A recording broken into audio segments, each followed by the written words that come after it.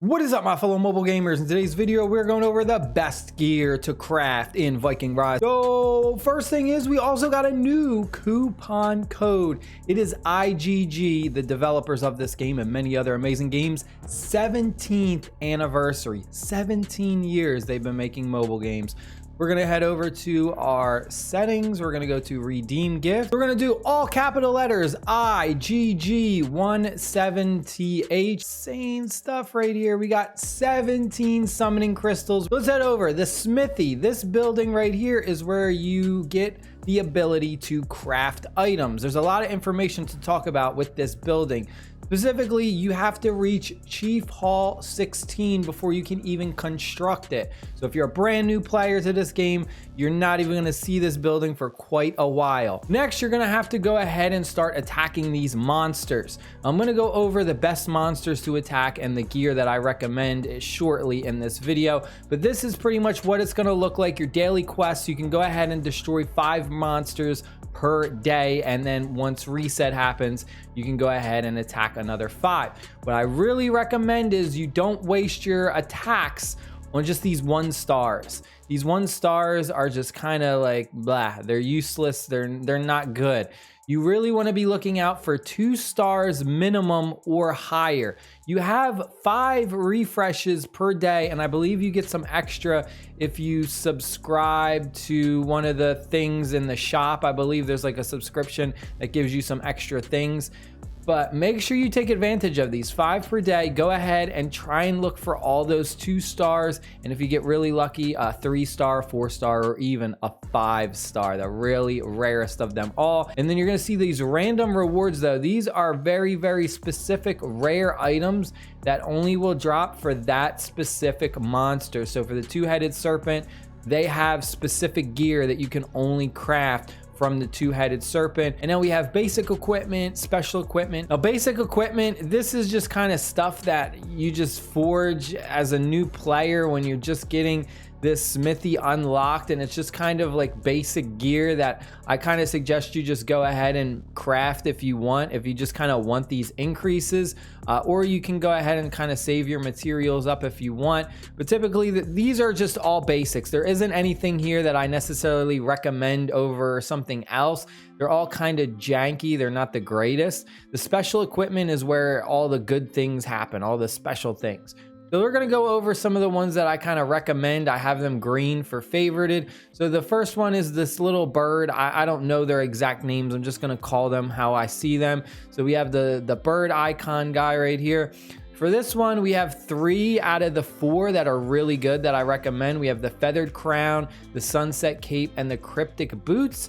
Take a look. We have archer attack, archer health, and march speed. So this is great for PvE and PvP combat. The sunset cape, we have infantry defense, pikeman attack, and then PvE damage increase. This is great for PvE content. So when you're going ahead and you're attacking neutral armies or anything out there, when you're trying to take down the layers, that is considered PvE content. Then we have the, whatever this is, this little rabid dog looking thing. There's nothing too great in this one. First Greaves, I really like this one. You're getting pikeman attack, archer attack, and march speed. So you're getting attack buff to really 2 big heavy hitting troops. There's a couple good ones from this stake. We have the serpent sword, which is going to increase our pikeman's attack. Don't worry about that. But we have 3 really good ones. I would say the serpent sword is your best gear piece for gathering because it's increasing our porter's defense, it's increasing their attack, and it's increasing our load. So as opposed to the other ones,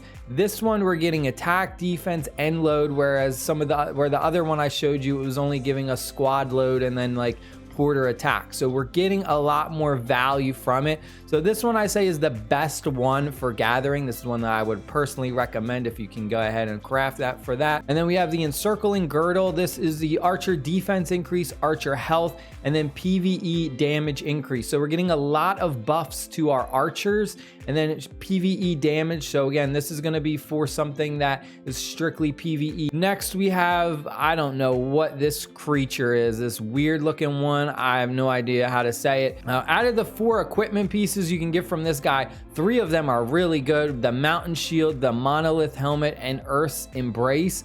you're getting a lot of value. Probably wondering, well, why does the squad load matter if you're rallying in a PvP combat situation?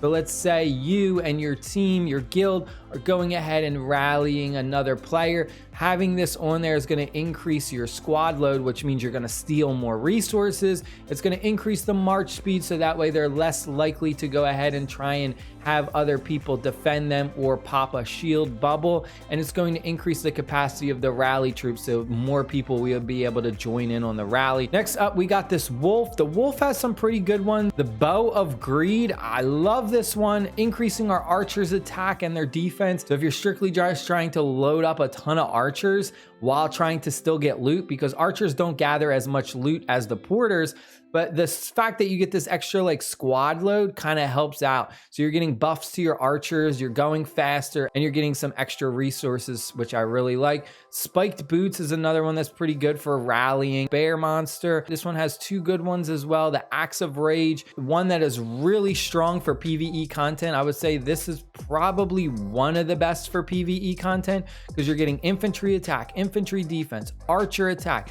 PvE damage increase, savage headgear. Again, this is another one for PvE content, really strong, pairing these two up, the axe of rage and the savage headgear. And then you're going to be buffing your pikeman defense and your pikeman health. Next, we got this swamp looking guy, this green thing right here. He's only got one that I really like out of all of them. And that's the lethal spear, which increases some stuff, and then PvE damage increase, and then rallying, increasing the capacity for rallying. So this would be strictly if you're rallying any PvE content. Some of these other ones, like, I don't know, I just don't like this venom armor, infantry attack, infantry health, and then squad load. Increasing our squad load really doesn't help, because typically you're not going to be PvPing somebody just with all infantry. And you're not going to be using infantry to gather resources. So stuff like that is just, I think it's useless. Then we have this last one. I'm just trying to show you the icon. I don't know what this monster is either. This thing, crazy looking monster. This one has only one that's pretty decent. This one is really good for farming as well, the abundance hat. So we're increasing our porter attack, our porter defense, and then resource gathering is being increased as well. So this was another one. I would say this is probably your second best gear piece for farming as opposed to that other one. It really doesn't matter specifically the hero. It matters more what the content is you're doing. If you're doing PvE content, then look for gear that's going to buff your PvE damage. If you're doing PvP, then look for stuff that's just going to strictly increase your troops' attacks and stuff like that. It doesn't matter. There's no specific gear that's only good for specific heroes. You can use any gear for any hero. It all depends on the content that you are going ahead and doing. Stay happy, stay safe, and I'll see y'all later. Peace.